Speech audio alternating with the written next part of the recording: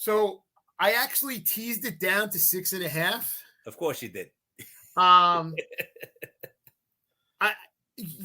tell you why, and that's, I can see Kansas City being up 14 in this game. I could see them being up, 10. I can see them then all of a sudden being up 13, and that 7 points could turn it with, Cincinnati driving down the field with a minute left just to make it close, and there's a touchdown, and they win by 7. The funny thing is Cincinnati beat them a couple of weeks ago. We all remember, right? They beat them in week 16, I believe, right? In Cincinnati. Mahomes didn't get the ball back. They had like 7 plays inside the 5, whatever it was. They just kept getting first and goal. The Chiefs kept committing penalties. It was one of those things. Burrow threw for 460 yards. Chase set a record, right? I mean, they could do no wrong after the first quarter, and they won by 3 at home. They did everything they possibly could. The Chiefs laid an egg in the second half. They won by 3. And I'm not saying that they can't keep it close. I'm not saying that they can't win. They certainly can. But when you look at this game, you just feel like if the Titans have a good defensive line, I'm not saying they don't. They sacked Burrow 9 times. The Chiefs have some guys that can get there. Chris Jones is just as good as his fellow, Mississippi State defensive lineman in Simmons. And he might be better, actually. And you look and Frank Clark and Ingram, I mean, they're going to get pressure on Burrow. Now, if the Chiefs' secondary is not very good, I mean, as we saw last week and we see every week, and especially with Matthew gone, it was really interesting to watch. It was like the safeties didn't know how to play Gabriel Davis, who, by the way, has just become the number 1 player on Buffalo's receiving corps. You watch next year. He'll get drafted in fantasy leagues in the 3rd or 4th round, and he'll be a first-round production guy while Diggs will drop. You watch, because he was a first-round pick this year, and in the biggest stage, the guy caught 4 touchdowns, which no one's ever done. So, and he can fly. He can fly, and he's big. He can fly. He can fly, and he's huge. But I sit there and watch, and Cincinnati's D is, their D line is pretty good, but the Chief O line is really good too. You saw them try to get to Mahomes, and they really had a hard time grabbing him. And Buffalo's D line they're the best defense in the league basically this year. I actually like the Chiefs to win by double digits, but I could see what you're saying happen.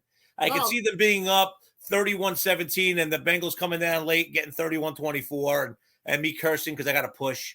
Well, if you like the alternate spreads, Kansas City minus 9.5 is actually a very good line at the moment. No, you're right. It's a good line. If you're going to start messing with the lines, I mean, we'll talk about the other game, but one of the great bets that's coming up this weekend, if you like the Rams, and that's how I'll phrase it, is you can actually get basically even money with Kansas City Rams money line parlay. So it's an interesting bet. I mean, they have the 2 home teams. Absolutely, it's an interesting bet. I like the Rams in the other game. I'm rooting for the Rams. San Francisco's beaten them 6 straight. And you say to yourself, the Rams have been better most of those games, but they had Goff. So you're like, screw that. But they beat them twice this year with Stafford.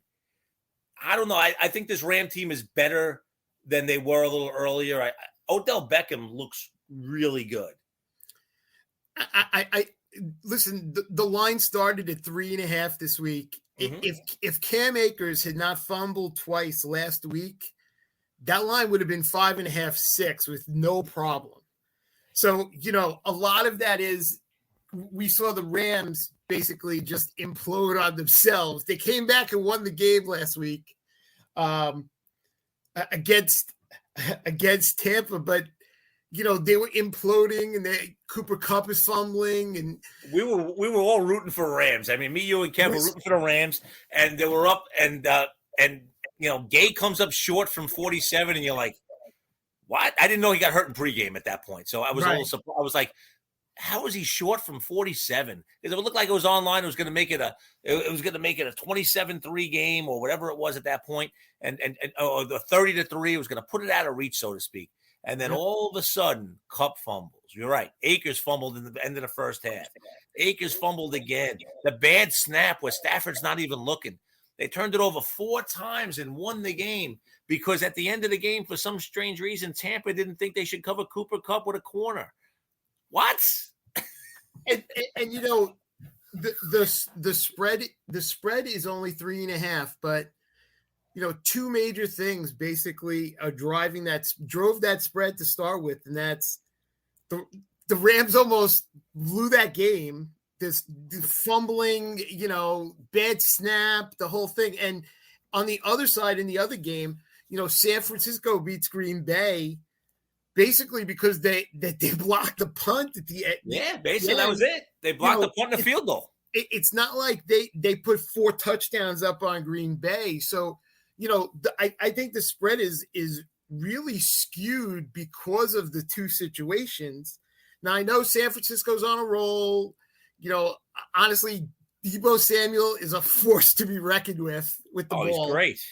But yeah, and I'll give you another alternate line, and that's, you know, the Rams minus 2.5.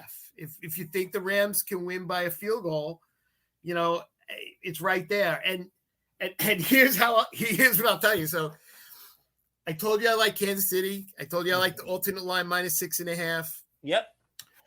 Well, if you take Kansas City minus 6.5 and the Rams minus 2.5 in a parlay, you can basically get 290 for 100 plus. It's plus 290. Wow, okay? That's all right, a bad parlay right there. And if you do think that there's a chance that Kansas City is going to win by double digits, and you're already picking the Rams, I'll give you another alternate line. You could take Kansas City minus 9.5 and the Rams minus 6.5. Okay. And basically it's 490. Wow. Okay. $100 get you 490 back. That's pretty good bet, man. There's some good lines if you like those teams. You got to look for them. And then, of course, you know, if you want even money, you can bet Kansas City and the Rams parlay, just straight money line, and it's basically paying plus 105 basically. So, I mean, you know, a lot of good bets if those are the teams you like. I'm not sure which way you're leaning with the NFC game right now. You know, the funny thing is I'm leaning towards San Francisco to cover. I'm not saying they'll win. I just think that the game's going to come down to a field goal. I literally do. And here's the thing. San Francisco last week, 212 yards of total offense. But Aaron Rodgers looked like complete crap. And Devontae Adams, after the first drive, he caught 9 balls, but it didn't look like he was doing anything special. Now, it was also cold, and it's going to be beautiful weather inside SoFi Stadium, so you don't really worry about that. I just think that there's something about the San Francisco team that'll keep it close. They're not an overly talented team. Jimmy G doesn't overly knock you out and impress you. Deebo Samuels is a great player, but, you know, you're saying to yourself, okay, who else? George Kittle hasn't stepped up yet. We have yet to see George Kittle be George Kittle of a couple of years ago. He really hasn't. I mean, he was Monk Bavaro a couple of years ago, just running people over. And now, you know, he's catching 4 balls a game. So also understand one thing about this game. The 49ers have committed more pass interference penalties than any team in football. The officials in this game have called more penalties than any official group in football, something like, or the referee. I know that they're all stars a little bit, but nonetheless, this group combined has thrown the most penalties of any of the groups that have done a playoff game. This could be a very slow, methodical kind of game, and it could be more high scoring than you think because of defensive penalties. I lean toward the over in this one and the under in Kansas City. And I know that seems weird for most people who would think that the Kansas City game would be the over. It's 54.5, and I could see it being an under. And I still think the Chiefs will score 30, to put it that way. I just think the Bengals won't score as much. And I can see it being 30-20, 30-17, something like that. I mean, I might be completely wrong on that. That's what I'm getting. That's where my head's at. I'm with you. I think 30-20 is probably a good score. And I also think that this game is going to be somewhere in the neighborhood of 27-24, 30-27. And I think the Rams win, and we get the second straight year of a team playing their home game in the Super Bowl. Hadn't happened before. Tampa did it last year, blew out the Chiefs. If they do it again this year, the Chiefs would have to play another road game in the Super Bowl, which is interesting. I mean, I know the crowd's a little bit more diverse, but nonetheless. Listen, I agree with you.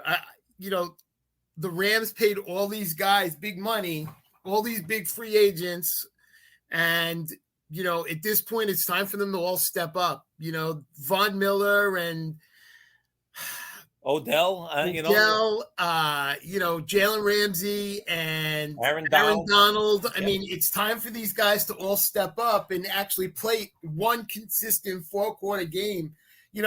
Back at the end of the regular season, they let San Francisco back in twice in that game and lost. Yeah, we had both bet the Rams in that game.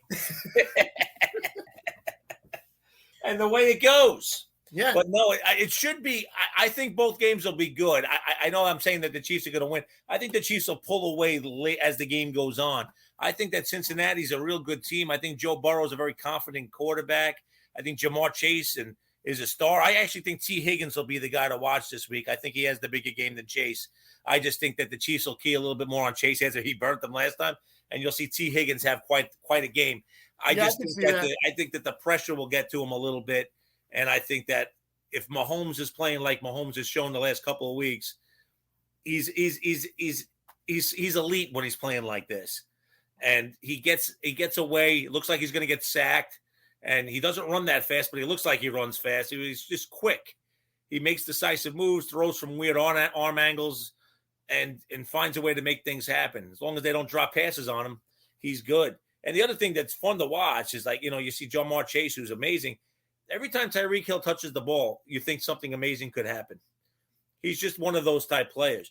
You feel very similar about Cooper Kupp. You feel, it's very similar about Deebo Samuel. Yeah, I mean, each team has that guy that you're like, wow.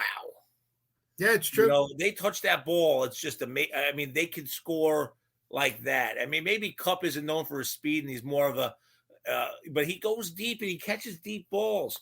And they actually probably have more weapons on that team than everybody else has, because they do mix the running game very well. The tight end is really good. You throw in Beckham, you throw in Van Jefferson. I mean, they have a really nice overall, offensive team. The thing is their O-line physical enough to block off San Francisco. That's where it's going to come down. Both games are going to come down to the offensive line. Cincinnati on one side and the Rams on the other. If the O-lines hold up, the Rams will win. And the Bengals will win. I don't think the Bengals one will hold up. I think the Ram one can. Yeah, that's kind of where I sit. Yeah, I'm with you. Okay, 3 coaching changes this week. Matt Eberflus, great name. So the Bears go out and get a defensive coordinator for their young quarterback. Listen, if people are high on Matt Eberflus, great. I thought they'd get someone that would mentor Fields, but they could do that with an offensive coordinator. So we'll see what happens. None of us know. I mean, listen, none of us know. It looks like Jacksonville is close to Leftwich, but that hasn't happened yet. The Giants this week they signed the new GM, just like the Bears did. They brought Shane in from Buffalo, and he brought Dable in from Buffalo. Yep. So now the Buffalo connection, because it had nothing to do with Josh Allen. It was the Shane Dable combo that put Buffalo over the top. And it's going to be interesting to see what they can do with Danny Dimes. Yeah, I wonder if you have to figure they bring another quarterback in to compete with him. I agree. In the offseason. And the two of them are probably going to see what they like or not like with Danny Dimes for the year. You have to think that's probably the way they're looking. And if things go horribly wrong again, you would have to think that next draft they probably will try to get a quarterback. Yeah, I mean the funny thing is with Daniel Jones, he's got a nickname for a guy that's never really won anything. It's kind of interesting, but Daniel Jones never puts two good halves together, right? He always plays a good half, and then the other half is bad. And then you watch Glennon come in and it was so awful that you're like, wow, Jones is better than we realized, because this Giant team is just horrendous. But the thing about it is the guy can run. All right. He can really run. I mean, he's not just like kind of guy that can get out of the pocket. When he fell over the 10-yard line on that run against Philly, it was like the fastest run a quarterback had all year. That includes every one of the great scrambling quarterbacks you think of. And I'm wondering if Dable has stuff in the playbook that would make Dimes a little bit more active as a runner and kind of open things up for the offense. I just don't know. It's going to be interesting to see. But before these hires, you and I actually talked about this, and we talked about the Russell Wilson question now that they have a GM and